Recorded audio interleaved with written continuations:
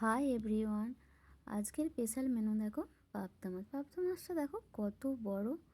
তো আজকে রবিবার, তাই একটু বেলা করেই উঠেছি। ওঠার পরে দেখো অন্য দিনের মতোই আজকে একটু গ্রিন টি খেয়ে নিচ্ছি। তো গ্রিন টিটা দেখো তোমাদেরকে দেখাতে যেয়ে কিন্তু একটু পড়েও গেল চাটা। তো তারপরে দেখো চাটা খেয়ে যুদ্ধে কিন্তু নেমে পড়েছি প্রতিদিনের মতো। সিঁড়িঘরটা প্রথমে ঝাঁট দিয়ে নিলাম, চারধারটা। তারপরে তোমরা অনেকেই আমাকে কমেন্ট করে জানিয়েছো যে দিদিভাই তুমি শুধুমাত্র মিউজিকের উপর ভিডিও করো, এরকম ব্লগ ভিডিও দাও না। তো তাই আজকে ভাবলাম তোমাদের জন্য একটা ছোট্ট ভিডিও নিয়ে আসি। তো সত্যি কথা বলতে তোমাদের কমেন্ট পড়ে কিন্তু আমার ভীষণ ভালো লাগে। তোমরা সবাই প্রত্যেকে ভালো ভালো কমেন্ট করো, তোমাদের মতো বন্ধু পেয়ে আমি না সত্যিই গর্বিত। ভীষণ ভালো লাগে অ্যাকচুয়ালি, তোমাদের কমেন্টগুলো আমাকে এগিয়ে যাওয়ার জন্য প্রচুর উৎসাহ দেয়। ভীষণ ভালো লাগে, আমি ভাবতেই পারিনি যে এত ভালোবাসা পাবো তোমাদের কাছ থেকে। তো দেখো এদিকে তোমাদের সাথে কথা বলতে বলতে আমি কিন্তু একটু মুড়ি খাওয়ার জন্য বড়া করে নিচ্ছিলাম। তো পেঁয়াজ কাটতে কাটতে তো আমার চোখ দিয়ে জলই চলে আসলো।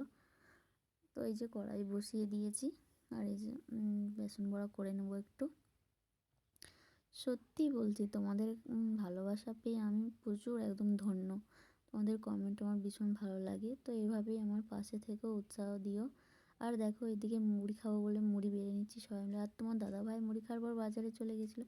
তো বাজার থেকে আজকে প্রচুর মাছ নিয়ে এসেছিলো, আমার বিরক্ত লাগছিলো, তো ও মাছগুলো কষ্ট করে বেছে ধুয়ে নিলাম। আর ধুয়ে নেওয়ার পর দেখো সব মাছ তো আর আজকে একদিনে রাঁধা যায় না, তাই কিছুটা মাছ রান্না করবো আর বাকিটা ফ্রিজে রেখে দেবো।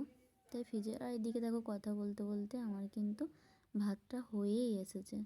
তাই ভাতটা নামিয়ে নেব। ভাতটা নামিয়ে এদিকে আমি একটা দেখো কড়াইতে সবজি রান্না করে নিচ্ছি। আজকে এইমাত্রই সবজির ঝোল করব, আর এই মাছগুলো শুধুমাত্র ঝাল করব। আর রান্না করার সময় নেই, কারণ আজকে রবিবার, আজকে আমার প্রচুর কাচাকুচি বাকি আছে। তো সেই ভিডিওটা দেওয়ার সময় এদিকে দেখো আমার রান্না হয়ে গেছে আর খেতে বসে গেছি। তা আমার এই ভিডিওটা কেমন হলো তোমরা কমেন্টের মাধ্যমে জানিও। টাটা। অনেক ধন্যবাদ তোমাদের সবাইকে।